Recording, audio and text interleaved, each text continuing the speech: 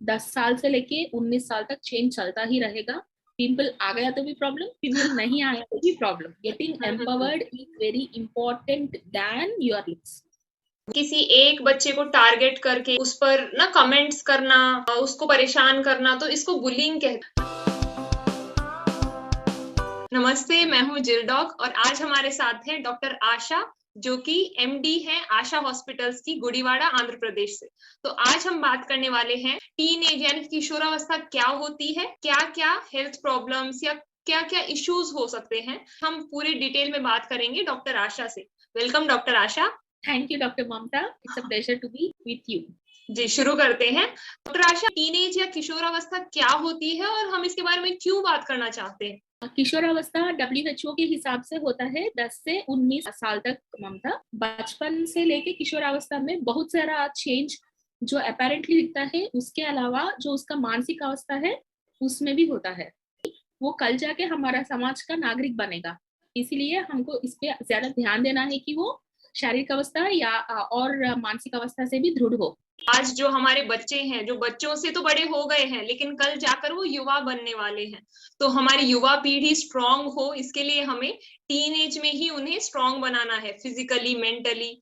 तो असल में टीन एज में लोग काफी दुविधा में रहते हैं, या कुछ ना कुछ उनके दिमाग में या बॉडी में जो चेंजेस होते रहते हैं, तो उसको लेकर युवाओं के मन में काफी सवाल होते हैं, माँ बाप के मन में या टीचर्स को भी काफी चीजें हैं जो उनको क्लियरली नहीं पता है कि कैसे टीनेजर से डील करें, या टीनेजर्स को कोई अगर दिक्कत हो रही है तो वो क्या है, उसके बारे में क्या किया जाए। डॉक्टर आशा, तो टीनेज में ऐसी क्या क्या प्रॉब्लम्स होती हैं, हेल्थ रिलेटेड या बाकी प्रॉब्लम्स, क्या आप हमें बताएंगे? इससे पहले हमको उसका बच्चे का मानसिक अवस्था को समझना है ममता। बच्चा को हर चीज पूछ के करना होता है। अगर हम भी हमारा किशोरावस्था के लिए अगर पीछे जाके हम उसको एक बार याद करें, तो हमको भी लगता था कि मुझे मम्मी पापा से क्यों पूछना है, क्यों करना है, क्या करना है, ऐसे सवाल उठते थे। तो यहाँ बच्चा आके हमको उसका सच में क्या प्रॉब्लम है हमको बताने से पहले ही उसको दुविधा हो जाएगा कि मैं ये सवाल माँ बाप से पूछ सकता हूँ कि नहीं। तो before we are going to discuss about the problems, पहले हमको समझना है कि बच्चा को कैसे अपने पास लेके आए, उसका सवाल या उसका कुछ बात सुनने के लिए वो हमारे पास आए, इसके लिए हम रेडी होना चाहिए। माँ बाप हो या टीचर या उसके कुछ गाइड होंगे, मेंटर होंगे, कोई भी होगा। अगर बच्चा पहले हमारे पास आके वो बोलेगा कि मेरा ए प्रॉब्लम है या मैं ए बात पूछना चाहता हूँ, यूजुअली हमको उसको ब्रश ऑफ कर देते हैं कि ऐसा कुछ नहीं होता है, तुम चुप हो जाओ, इसमें क्या है, तुम ऐसा क्यों कर रहे हो, ऐसा ज्यादा सवाल करते हैं या उसका जो पॉइंट है उस पर सवाल उठाते हैं। जी जी जी। ये सवाल, जब हम सवाल उठाएंगे ना, बच्चा अपने आप पीछे हो जाएगा और क्या करेगा, उसका जो साथी है उससे क्वेश्चन पूछेगा। छोटा एग्जाम्पल बोलूंगी, देखो किशोरावस्था में ना उसका मेनली उसका प्राइवेट पार्ट्स में, जेनिटल्स में बहुत सारे चेंजेस होंगे, उसका सेक्सुअल अट्रैक्शंस होंगे, ये सब होंगे।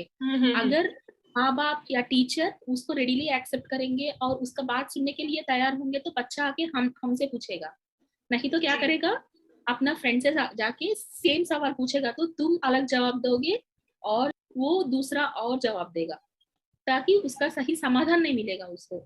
इसीलिए हमको ये ध्यान रखना है कि पहले बच्चा हमारे पास आके बात करे, हम उस बात के लिए तैयार होना चाहिए एज पेरेंट्स एंड टीचर्स। हम सबको पता है कि मेंस्ट्रुएशन होगा, शारीरिक चेंजेस होंगे, ये सब होगा, ये सबको पता है, लेकिन हम इसको छोड़ देंगे।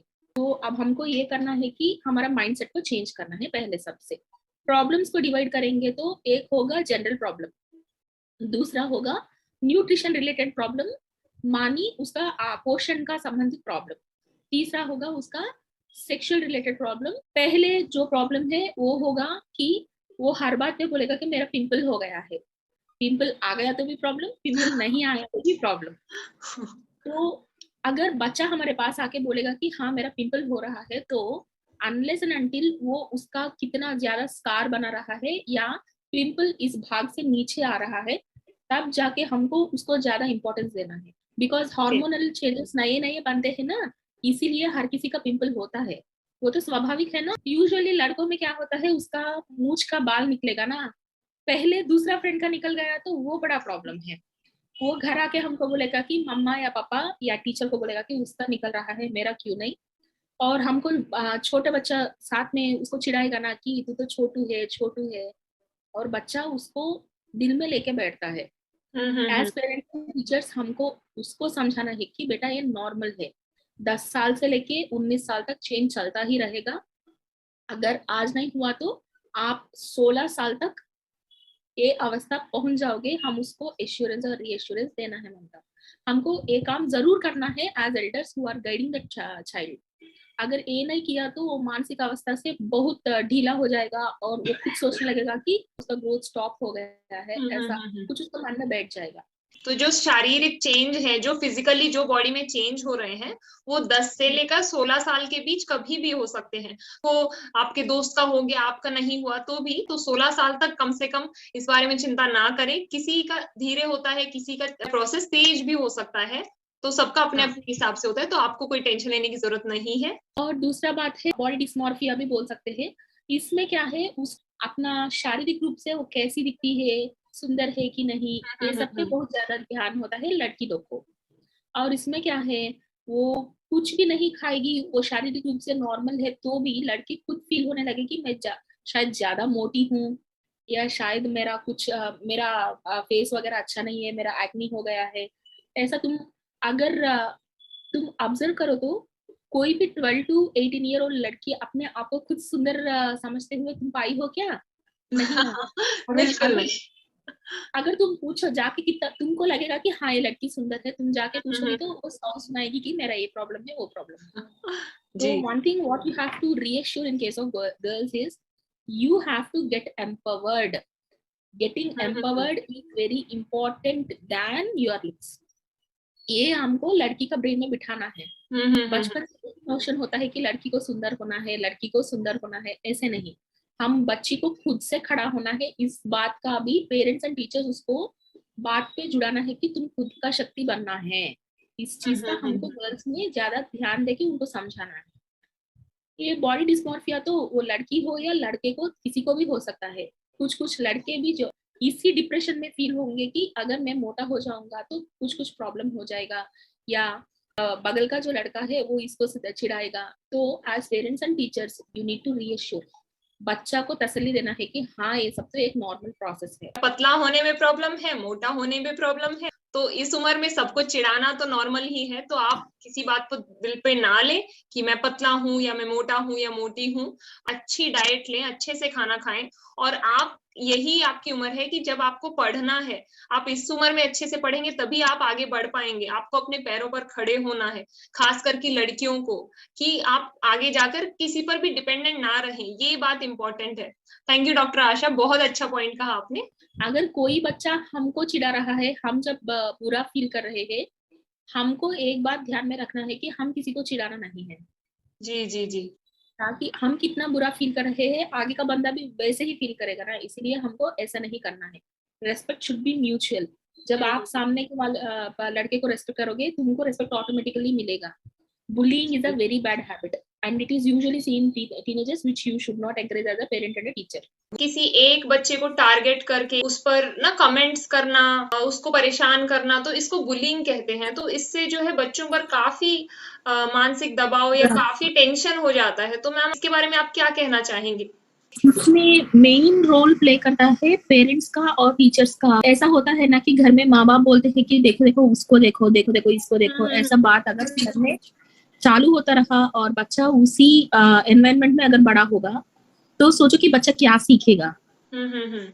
तो ऐसा बोलते हैं ना कि you should be a role model while you are going to teach someone. अगर हम बच्चों को वो बोलना है कि तुमको ये नहीं करना है, इसका मतलब हमको वो पहले से करना छोड़ देना है। इसीलिए क्या है, जो बगल का आदमी के बारे में जो बात करते हैं अच्छा बुरा, उसको पहले हमको कंट्रोल करना है। अगर टीचर का नोटिस में पहले कुछ आया है कि बच्चा ऐसा कर रहा है, वैसा कर रहा है, और कुछ किसी को सताया है, डांटने से पहले हम उसको एक बार समझाना है कि ऐसा क्यों कर रहे हो। अगर कल को तुम्हारा साथ ऐसा हुआ तो तुमको कैसे लगेगा। बच्चों को समझाना है, क्योंकि वो एज में हम भी तो नहीं समझते थे। वो खुद ब खुद समझ जाएंगे कि बच्चों के साथ कैसे पेश आना है। तो कुल मिलाकर हमें काफी सेंसिटिवली बात सुननी है, उनकी बात हमारे मन में कुछ और उन पर थोपना नहीं है कुछ भी। और माँ बाप को भी पड़ोस के लड़के या अंकल के लड़के से किसी से भी कंपेयर करना छोड़ देना चाहिए। देखिए आपका बच्चा जैसा भी है, आज जैसा है उससे बेहतर वो कल बनेगा अगर आप उस पर विश्वास रखेंगे तो। या फिर अगर आप उसको किसी और से कंपेयर करते रहेंगे तो वो अपने आप में ही डिप्रेस होता रहता है, बच्चा अपने आप को ही कम समझने लग जाता है। बुलिंग अलग बात है। और जो तुम बोल रहे हो ना कंपैरिजन में जो गुस्सा होता है, किशोरावस्था में बच्चा स्टिल ना समझ है, उसको लगेगा कि देखो मुझे कंपेयर कर रहे हैं, वो कैसा मुझसे बेटर है, और वो दूसरे लड़के से जिससे कंपेयर कर रहे हो उसको उससे नफरत करना शुरू करेगा। तब से बुलिंग भी शुरू होगा। तो देखो एक छोटी सी बात से लेके हम कितना बड़ा कर रहे हैं इश्यू को। तो सबसे अच्छा होगा कि अगर तुम अपना लड़के से कुछ एक्सपेक्ट कर रहे हो तो उसको सीधे बात प्यार से समझा सकते हो कि देखो तुमसे हमको ये चाहिए। लेकिन हम वो नहीं करते हैं ना, हर बात पे कंपेयर करना है कि देखो पड़ोस का लड़का है, आगे के घर की आंटी की लड़की है। कंपैरिजन कभी भी नहीं करना है, बच्चों को सेंसिटिवली समझाना है बस।